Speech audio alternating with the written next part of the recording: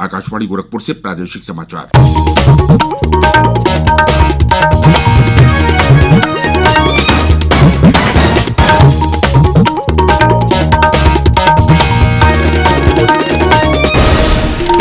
नमस्कार, समाचार बुलेटिन के साथ मैं प्रमोद कुमार सिंह। पहले मुख्य समाचार। प्रधानमंत्री नरेंद्र मोदी ने जोर देकर कहा, सबकी सुरक्षा और वृद्धि के लिए सहयोगी और जिम्मेदार आसियान महत्वपूर्ण। उन्होंने कहा, राष्ट्र तभी स्वावलंबी बनेगा जब हम संसाधनों के साथ साथ सोच और संस्कारों में भी बनेंगे आत्मनिर्भर। मुख्यमंत्री योगी आदित्यनाथ ने कहा है कि प्रदेश में पूरी निष्पक्षता और पारदर्शिता के साथ विभिन्न पदों पर भर्ती प्रक्रिया की जाए पूरी। केंद्रीय वित्त मंत्री निर्मला सीतारामन ने अर्थव्यवस्था को बढ़ावा देने के लिए की 12 मुख्य उपायों की घोषणा। और अयोध्या में आज दीपोत्सव 2020 पर सरयू तट राम की पैड़ी पर जलाए जाएंगे 5,51,000 से अधिक मिट्टी के दिए।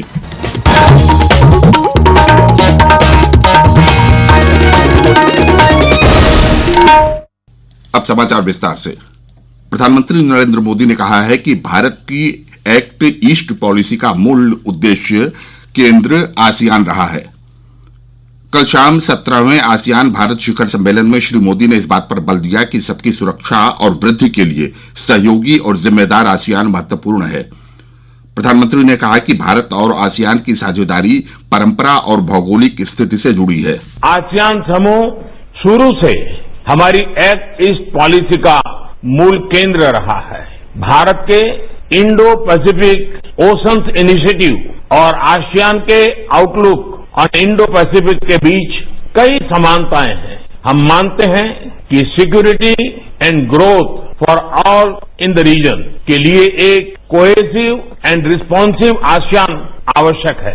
भारत और आसियान के बीच हर प्रकार की कनेक्टिविटी को बढ़ाना, फिजिकल, आर्थिक, सामाजिक, डिजिटल, फाइनेंशियल, मैरीटाइम हमारे लिए एक प्रमुख प्राथमिकता है। प्रधानमंत्री ने कहा कि भारत और आसियान पिछले कुछ वर्षों में इन सभी क्षेत्रों में निकट आए हैं।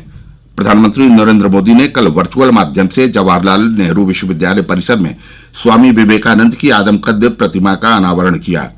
इस अवसर पर श्री मोदी ने कहा कि विवेकानंद की ये प्रतिमा उस ज्योतिर्पुंज का प्रतिबिंब है जिसने भारत में नई चेतना का संचार किया। ये सिर्फ एक प्रतिमा नहीं है, बल्कि ये उस विचार की ऊंचाई का प्रतीक है जिसके बल पर एक सन्यासी ने पूरी दुनिया को भारत का परिचय दिया।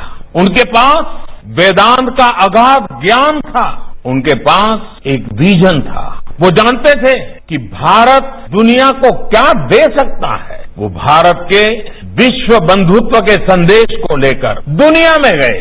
भारत के सांस्कृतिक वैभव को, विचारों को, परंपराओं को उन्होंने दुनिया के सामने रखा, गौरवपूर्ण तरीके से रखा। प्रधानमंत्री ने उम्मीद जाहिर की कि इस प्रतिमा से लोगों को वैसा ही साहस और प्रेरणा प्राप्त होगी जैसा स्वामी विवेकानंद प्रत्येक व्यक्ति में देखना चाहते थे। उन्होंने कहा कि ये प्रतिमा लोगों को करुणा का संदेश भी देगी जो स्वामी जी के दर्शन का आधार है। श्री मोदी ने कहा कि देश स्वावलंबी बनने की दिशा में आगे बढ़ रहा है। जब हम आत्मनिर्भर भारत की बात करते हैं तो लक्ष्य सिर्फ फिजिकल या मटेरियल सेल्फ रिलायंस तक ही सीमित नहीं है।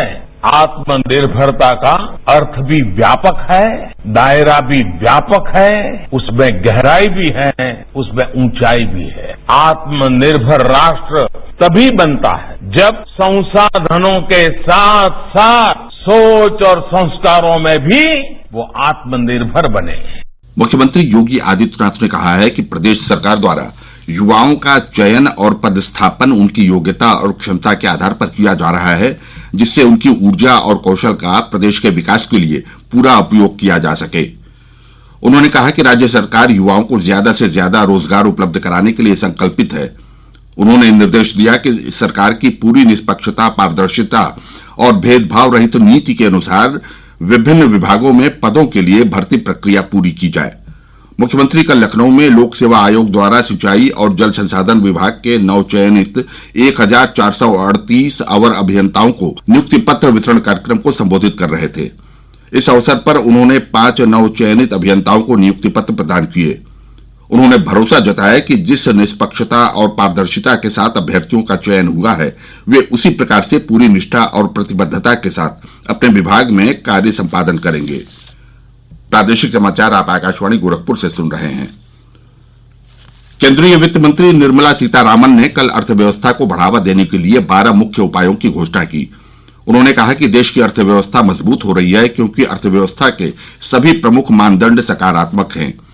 वित्त मंत्री ने कहा कि भारत कोविड-19 महामारी से प्रभावी तरीके से निपटा है और मृत्यु दर में लगातार गिरावट आ रही है। वित्त मंत्री ने कल नई दिल्ली में संवाददाताओं को बताया कि पीएमआई सूचकांक, ऊर्जा के उपभोग, जीएसटी वसूली, बैंक ऋण और विदेशी पोर्टफोलियो निवेश दर्शाते हैं कि देश की अर्थव्यवस्था बेहतर हो रही है।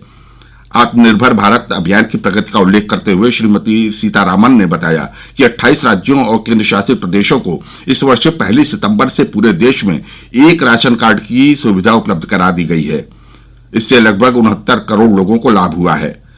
वित्त मंत्री ने कहा कि किसानों के लिए किए गए अनेक उपायों के सकारात्मक नतीजे सामने आ रहे हैं। उन्होंने बताया कि किसान क्रेडिट कार्ड योजना के माध्यम से किसानों के लिए 1,43,000 करोड़ रुपए से अधिक धनराशि मंजूर की गई है।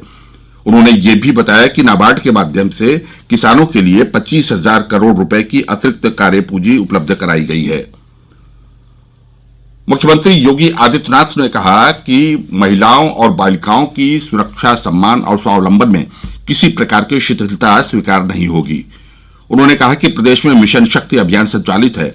इसके दृष्टिगत प्रतिबद्धता के साथ कार्य करते हुए महिलाओं की सुरक्षा में पूरी सतर्कता बरती जाए। श्री योगी कल लखनऊ में एक बैठक को संबोधित कर रहे थे। मुख्यमंत्री योगी आदित्यनाथ ने कोविड-19 संक्रमण के चलते प्रदेश में टेस्टिंग कार्य को पूरी सक्रियता से करने के निर्देश दिए हैं। उन्होंने कहा कि त्योहारों और पर्वों को देखते हुए लोगों को कोरोना के बारे में लगातार जागरूक किया जाए।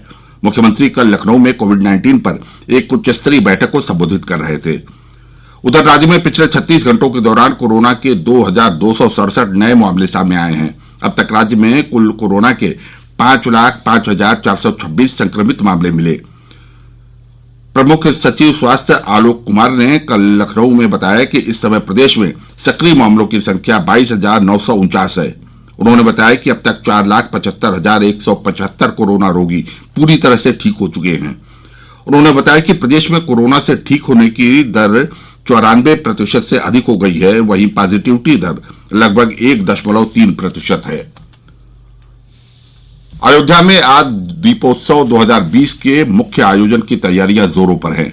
इस अवसर पर सरयू तट, राम की पैड़ी तथा अन्य स्थानों पर 5,51,000 से अधिक मिट्टी के दिए जलाने की व्यवस्था की गई है।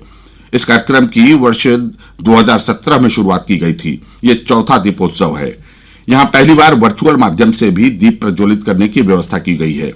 कोविड-19 के कारण जो लोग अयोध्या नहीं पहुंच पाएंगे वो श्रीराम जन्मभूमि पर वर्चुअल माध्यम से दीप प्रज्वलित कर सकेंगे। एक रिपोर्ट हमारे संवाददाता से।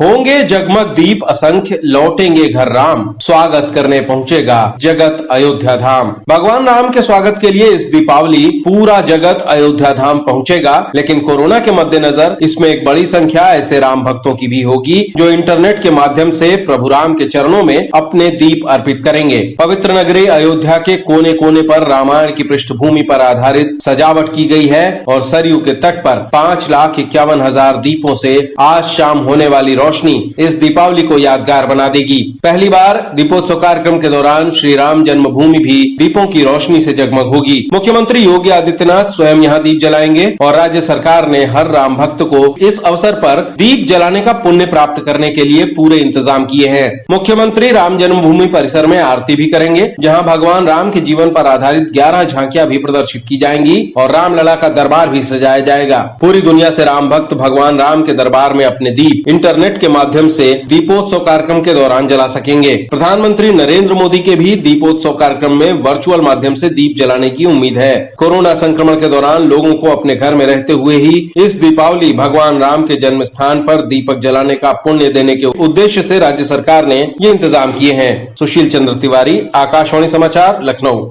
और अंत में बुलेटिन के मुख्य समाचार एक बार फिर। प्रधानमंत्री नरेंद्र मोदी ने जोर देकर कहा कि सबकी सुरक्षा और वृद्धि के लिए सहयोगी और जिम्मेदार आसियान महत्वपूर्ण। उन्होंने कहा, राष्ट्र तभी स्वावलंबी बनेगा जब हम संसाधनों के साथ साथ सोच और संस्कारों में भी बनेंगे आत्मनिर्भर। मुख्यमंत्री योगी आदित्यनाथ ने कहा है कि प्रदेश में पूरी निष्पक्षता और पारदर्शिता के साथ विभिन्न पदों पर भर्ती प्रक्रिया की जाए पूरी। केंद्रीय वित्त मंत्री निर्मला सीतारामन ने अर्थव्यवस्था को बढ़ावा देने के लिए की 12 मुख्य उपायों की घोषणा। और अयोध्या में आज दीपोत्सव 2020 पर सरयू तट राम की पैड़ी पर जलाए जाएंगे 5,51,000 से अधिक मिट्टी के दिए। इसके साथ ही ये समाचार बुलेटिन समाप्त हुआ। नमस्कार।